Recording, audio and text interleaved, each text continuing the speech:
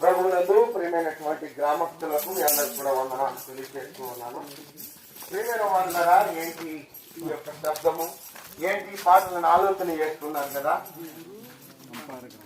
ఈ అంపాడ గ్రామం వారు అందరూ కూడా మీ అందరికి కూడా శుభాలు తెలియజేస్తూ ఉన్నాను. ప్రియమైన వాళ్ళరా, 2024 సంవత్సరముల క్రితము నీ కొరకు నా కొరకు కలవరి శిలువలో మరణించినటువంటి యేసుక్రీస్తు ప్రభు వారి కోసం ప్రకటన చేస్తూ ఉన్నాను.